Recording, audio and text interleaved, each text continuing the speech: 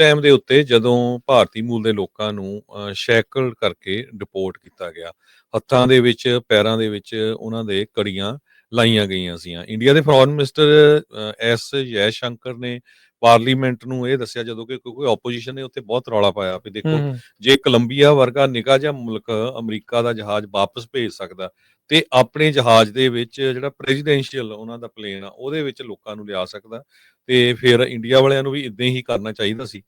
ਤੇ ਉਸ ਦੇ ਸਬੰਧ ਦੇ ਵਿੱਚ ਜੈ ਸ਼ੰਕਰ ਹੁਣੀ ਕਹਿੰਦੇ ਵੀ ਇੰਡੀਅਨ ਸਿਟੀਜ਼ਨ ਮਿਸਟਰੀਟ ਨਹੀਂ ਕੀਤੇ ਗਏ, ਜਦ ਕਿ 104 ਭਾਰਤੀ ਮੂਲ ਦੇ ਲੋਕ ਜਿਹੜੇ ਵਾਪਸ ਗਏ ਆ, ਉਹਨਾਂ ਦੇ ਵਿੱਚੋਂ ਕੁਝ ਜਾਣੇ ਇਹ ਕਹਿ ਰਹੇ ਆ ਵੀ 40 ਘੰਟੇ ਦੀ ਫਲਾਈਟ ਜਿਹੜੀ ਕਈ ਜਗ੍ਹਾ ਦੇ ਉੱਤੇ ਰਸਤੇ 'ਚ ਰੁਕੀ ਸੀ, ਤੇ ਉਹਨਾਂ ਨੂੰ ਸਾਰੇ ਦੇ ਸਾਰੇ ਟਾਈਮ ਉਹਨਾਂ ਨੂੰ ਜਿਹੜੀਆਂ ਕੜੀਆਂ ਲਾਈ ਰੱਖੀਆਂ ਗਈਆਂ।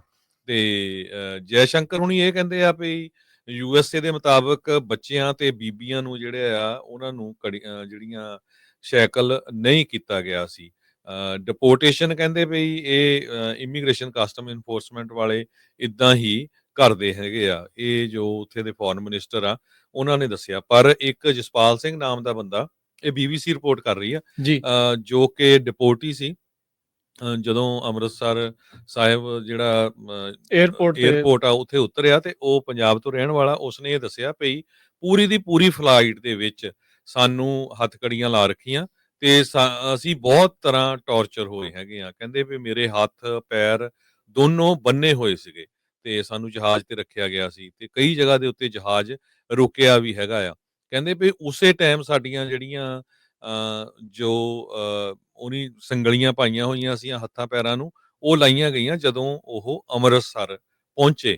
ਤੇ US ਨੇ ਕੋਈ ਕਿਸੇ ਤਰ੍ਹਾਂ ਦੀ ਇਹਦੇ ਬਾਰੇ ਡਿਟੇਲ ਨਹੀਂ ਦਿੱਤੀ। ਹਾਲਾਂਕਿ ਹੁਣ ਜਿੰਨੇ ਵੀ ਲੋਕ ਉਹ ਬਾਹਰ ਆਏ ਹੈਗੇ ਆ, ਉਹਨਾਂ ਵੱਲੋਂ ਦੱਸਿਆ ਜਾ ਰਿਹਾ ਵੀ ਅਸੀਂ ਤਾਂ ਇਹੀ ਸੋਚਿਆ ਸੀ ਵੀ ਸ਼ਾਇਦ ਇਹ ਕਿਸੇ ਹੋਰ ਡਿਟੈਂਸ਼ਨ ਸੈਂਟਰ 'ਚ ਸਾਨੂੰ ਲੈ ਕੇ ਜਾ ਰਹੇ ਆ। ਜਦੋਂ ਫਲਾਈਟ ਚੜ੍ਹ ਗਈ, ਉਹ ਤੋਂ ਬਾਅਦ ਉਹਨਾਂ ਨੇ ਦੱਸਿਆ ਵੀ ਤੁਸੀਂ ਹੁਣ ਇੰਡੀਆ ਨੂੰ ਵਾਪਸ ਜਾ ਰਹੇ ਹੈਗੇ ਆ।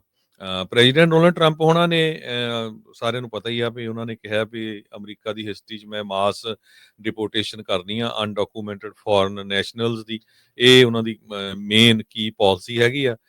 ਤੇ 18,000 ਦੇ ਕਰੀਬ ਇੰਡੀਅਨ ਨੈਸ਼ਨਲਸ ਕਹਿੰਦੇ ਪਈ ਇਲੀਗਲੀ ਜੋ ਐਂਟਰ ਹੋਏ ਆ, ਉਹ ਆਲਰੇਡੀ ਉਹਨਾਂ ਦੀ ਰਡਾਰ ਦੇ ਉੱਤੇ ਹੈਗੇ ਆ। ਭਾਰਤ ਦੇ ਪ੍ਰਾਈਮ ਮਿਨਿਸਟਰ ਨਰਿੰਦਰ ਮੋਦੀ ਹੁਣੀ ਆ ਰਹੇ ਆ ਤੇ 12 ਜਾਂ 13 ਤਰੀਕ ਨੂੰ, ਤੇ ਕਿਹੜੇ ਮੁੱਦਿਆਂ ਦੇ ਉੱਤੇ ਉਹਨਾਂ ਨੇ ਜਿਹੜੀ ਗੱਲਬਾਤ ਕਰਨੀ ਹੈਗੀ ਆ, ਇਹ ਹੁਣ ਪਤਾ ਲੱਗੂਗਾ। ਪਰ ਇੰਡੀਆ ਦੀ ਪਾਰਲੀਮੈਂਟ ਦੇ ਵਿੱਚ ਲੋਕਾਂ ਨੇ, ਜੋ ਇਲੈਕਟਡ MPs ਹੈਗੇ, ਉਹਨਾਂ ਨੇ ਜਿਹੜੇ ਕੋਈ ਥੋੜਾ ਬਹੁਤਾ ਦਰਦ ਰੱਖਦੇ, ਉਹਨਾਂ ਨੇ ਰੌਲਾ ਜ਼ਰੂਰ ਪਾਇਆ ਵੀ ਭਾਈ ਜੇ ਤੁਸੀਂ ਵਾਪਸ ਵੀ ਕਰਨੇ ਸੀ ਤਾਂ ਇਦਾਂ ਦੀ ਜਿਹੜੀ ਟਰੀਟਮੈਂਟ ਆ ਉਹ ਨਹੀਂ ਕਰਨੀ ਚਾਹੀਦੀ ਸੀ। ਜੀ, ਬਿਲਕੁਲ। ਇਹ ਵੀ ਹੈ ਨਾ ਹਰਜੋਤ ਸਿੰਘ ਜੀ, ਮੋਦੀ ਹੁਣਾਂ ਨੇ ਹੁਣ ਪੂਰੇ ਗੋਡੇ ਟੇਕੇ ਆ। ਉਹ ਕਹਿਣ ਨੂੰ ਹੀ ਉਹ ਲੋਕਾਂ ਦੇ ਲਈ ਹੈਗਾ 56 ਇੰਚ ਦੀ ਛਾਤੀ, ਇਹ ਉਹ ਅੰਦਰ ਉਸ ਮੋਦੀ ਦੇ ਅੰਦਰ ਕੀ ਆ। ਬਿਲਕੁਲ, ਇਹ ਉਹੀ ਜੈ ਸ਼ੰਕਰ ਆ ਜਿਹੜਾ ਪਿਛਲੇ ਦਿਨਾਂ ਤੋਂ ਬਹੁਤ ਸਟੇਟਮੈਂਟਾਂ ਦੇ ਰਿਹਾ ਸੀ ਵੀ ਭਾਈ ਹਾਂ, ਜਿਹੜੇ ਇਲੀਗਲ ਬੰਦੇ ਆ ਅਸੀਂ ਐਕਸੈਪਟ ਕਰਾਂਗੇ। ਮਾਰਕੋ ਰੂਬੀਓ ਜੋ ਸੈਕਟਰੀ ਆਫ ਸਟੇਟ ਆ, ਉਹਨਾਂ ਨੂੰ ਵੀ ਮਿਲੇ ਸੀ ਵੀ ਹਾਂ ਅਸੀਂ ਸਭ ਤੋਂ ਪਹਿਲੇ ਰੈਡੀ ਆ, ਜਿੰਨੇ ਮਰਜ਼ੀ ਤੁਸੀਂ ਜਿਹੜੇ ਇਲੀਗਲ ਬੰਦੇ ਆ ਉਹ ਭੇਜ ਦਿਓ। ਤੇ ਜਿਹੜਾ ਗੋਦੀ ਮੀਡੀਆ, ਉਹਨਾਂ ਨੇ ਇਹੀ ਪ੍ਰਚਾਰ ਕੀਤਾ ਸੀ ਵੀ ਜਿਹੜੇ ਉੱਥੇ ਖਾਲਿਸਤਾਨੀ ਪੱਖੀ ਬੰਦੇ ਆ ਜਾਂ ਖਾਲਿਸਤਾਨ ਦਾ ਪ੍ਰਚਾਰ ਕਰਦੇ, ਉਹ ਵਾਪਸ ਆਊਗੇ। ਹੁਣ ਇਹ ਉਹਨਾਂ ਦੇ ਮੂੰਹ ਦੇ ਉੱਤੇ ਚਪੇੜ ਆ ਵੀ ਜਿਹੜੇ 104 ਬੰਦੇ ਇਸ ਟਾਈਮ ਪਹੁੰਚੇ ਆ, ਜਿਨ੍ਹਾਂ 'ਚ ਸਭ ਤੋਂ ਜ਼ਿਆਦਾ ਗੁਜਰਾਤੀ ਮੂਲ ਦੇ 33 ਜਾਣੇ ਸੀ, ਵੀ ਉਹਨਾਂ 'ਚੋਂ ਕਿੰਨੇ ਕੁ ਖਾਲਿਸਤਾਨ ਦੀ ਸਪੋਰਟ ਕਰਨ ਵਾਲੇ ਸੀ, ਕਿੰਨੇ ਕੁ ਉਹ ਜਿਹੜੇ ਲੋਕ 104 ਵਾਪਸ ਪਹੁੰਚੇ ਆ ਉਹ ਇੰਡੀਆ ਨੂੰ, ਜਿਹੜਾ ਇੰਡੀਆ ਦੇ ਅਗੇਂਸਟ ਸੀਗੇ, ਉਹ ਸਾਰੇ ਕੋਈ ਵਕਤ ਦੇ ਮਾਰੇ ਉਹ ਵਿਚਾਰੇ ਪੈਸੇ ਦੇ ਦੇ ਕੇ ਕੋਸ਼ਿਸ਼ ਕਰ ਰਹੇ ਸੀ ਵੀ ਜਿਸ ਤਰ੍ਹਾਂ ਬਾਹਰਲੇ ਮੁਲਕਾਂ ਦੇ ਜਿਹੜੇ ਲੋਕ ਆ ਉਹ ਕਰ ਰਹੇ ਹੈਗੇ ਆ ਅਮਰੀਕਾ ਦੇ ਵਿੱਚ ਐਂਟਰ ਹੋਣ ਦੇ ਲਈ। ਇੱਕ ਹੋਰ ਗੱਲ ਬਹੁਤ ਦੇਖੀ ਮੈਂ ਰਾਜਕਨਵੀਰ ਸਿੰਘ ਜੀ, ਜੀ। ਵੀ ਆਪਣੇ ਵੀ ਬਹੁਤ ਸਾਰੇ ਜਿਹੜੇ ਪੰਜਾਬੀ ਮੂਲ ਦੇ ਬੰਦੇ ਜਿਹੜੇ ਇੱਥੇ ਹੈਗੇ ਆ ਹੂੰ, ਅਮਰੀਕਾ ਹੂੰ। ਦੇ ਵਿੱਚ, ਦੇਖੋ ਹਰ ਇੱਕ ਜਿਹੜਾ ਅਮਰੀਕਨ ਸਿਟੀਜ਼ਨ ਆ, ਤੁਹਾਨੂੰ ਵੀ ਬਹੁਤ ਸਾਲ ਹੋ ਗਏ ਹੁਣ ਰਹਿੰਦਿਆਂ ਨੂੰ, ਮੈਨੂੰ ਵੀ 35 ਸਾਲ ਹੋ ਗਏ, ਉਹ ਇਹੀ ਚਾਹੁੰਦੇ ਆ ਵੀ ਜਿਹੜੇ ਕ੍ਰਿਮੀਨਲ ਆ ਉਹ ਇੱਥੋਂ ਕੱਢੇ ਜਾਣੇ ਚਾਹੀਦੇ ਆ। ਹੂੰ, ਹੂੰ, ਹੂੰ। ਜਿਹੜੇ ਡਰੱਗ ਵੇਚਦੇ ਆ, ਜਿਹੜੇ ਗੈਂਗਸਟਰ ਹੈਗੇ ਆ, ਕਿਸੇ ਤਰ੍ਹਾਂ ਦਾ ਵੀ ਕ੍ਰਾਈਮ ਕਰਦੇ ਆ, ਉਹ ਨਿਕਲਣੇ ਚਾਹੀਦੇ ਹੈਗੇ ਆ। ਠੀਕ ਹੈ ਕਿ ਨਹੀਂ? ਪਰ ਜਦੋਂ ਤੁਸੀਂ ਖੁਸ਼ ਹੁੰਨੇ ਆ ਵੀ ਦੇਖੋ ਜੀ ਇਲੀਗਲੀ ਆਏ ਸੀ, ਇੱਥੇ ਨੈਕਸਸ ਬਣਿਆ ਆ ਮੀਡੀਆ ਦਾ, ਰੇਡੀਓ ਸਟੇਸ਼ਨਾਂ ਦਾ, ਵਕੀਲਾਂ ਦਾ, ਤੇ ਉਹ ਝੂਠੇ ਕੇਸ ਕਰਦੇ ਆ ਵੀ ਭਾਈ ਉਹ ਜਿਹੜੀ ਇੱਥੇ ਦੀ ਜਿਹੜੀ ਕੋਰਟ ਆ US ਦੀ, ਜਿਹੜਾ US ਦਾ ਲਾ ਆ, ਉਹ ਅਲਾਓ ਕਰਦਾ ਵੀ ਕੋਈ ਵੀ ਬੰਦਾ ਜਿਹੜਾ ਇੱਥੇ ਕਿਸੇ ਤਰ੍ਹਾਂ ਦਾ ਕ੍ਰਾਈਮ ਕਰਦਾ, ਚਾਹੇ ਉਹ ਇਲੀਗਲੀ ਐਂਟਰ ਹੁੰਦਾ, ਉਹਦੇ ਕੋਲ ਹੱਕ ਆ ਵੀ ਉਹ ਵਕੀਲ ਹਾਇਰ ਕਰਨ ਦਾ। ਉਹ ਕੋਰਟ ਸਿਸਟਮ ਦੇ ਨਾਲ ਆ। ਇਹ ਐਵੇਂ ਨਹੀਂ ਹੈ ਵੀ ਜੇ ਤੁਸੀਂ ਪਹੁੰਚ ਗਏ ਆ ਵੀ ਹਾਂ ਬਾਕੀ ਦਿਆਂ ਨੂੰ ਹੁਣ ਤੁਸੀਂ ਕਹੀ ਜਾਓ ਵੀ ਨਹੀਂ ਜੀ ਉਹ ਗਲਤ ਆ, ਆ। ਜਿੱਥੇ ਚੀਜ਼ ਗਲਤ ਆ ਉੱਥੇ ਗਲਤ ਕਹਿਣਾ ਚਾਹੀਦਾ। ਇੰਨੇ ਖੁਸ਼ੀ ਨਹੀਂ ਹੋਣਾ ਚਾਹੀਦਾ ਹੈਗਾ।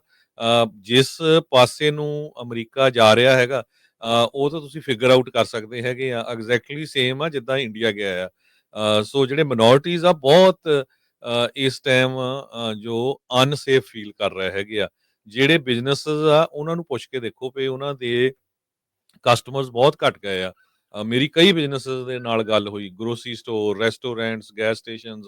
ਉਹ ਕਹਿੰਦੇ ਵੀ ਲੋਕ ਡਰਦੇ ਮਾਰੇ ਬਾਹਰ ਨਿਕਲ ਨਹੀਂ ਰਹੇ ਨਹੀਂ ਹੈਗੇ। ਨਿਕਲਦੇ। ਇਹਦੇ ਵਿੱਚ ਹਰਜੋਤ ਸਿੰਘ ਜੀ ਕੋਈ ਜਿਹੜੀਆਂ ਦੋ ਰਾਵਾਂ ਨਹੀਂ। ਅੱਜ ਆਈਸ ਦੇ ਡਰ ਖਣੋਂ ਲੋਕ ਕਹਿੰਦੇ ਹਸਪਤਾਲ ਵੀ ਜਿਹੜਾ ਉਹ ਨਹੀਂ ਜਾ ਰਹੇ ਹੈਗੇ। ਵੇਟਿੰਗ ਰੂਮਸ ਕਹਿੰਦੇ ਖਾਲੀ ਹੋ ਗਏ ਆ ਤੇ ਡਾਕਟਰਸ ਨੂੰ ਚਿੰਤਾ ਪਈ ਆ ਵੀ ਭਾਈ ਇਸ ਡਰ ਦੇ ਤਹਿਤ ਇਹ ਨਾ ਹੋਵੇ ਵੀ ਲੋਕ ਇਲਾਜ ਖਣੋਂ ਵੀ ਜਿਹੜੇ ਉਹ ਰਹਿ ਜਾਣ।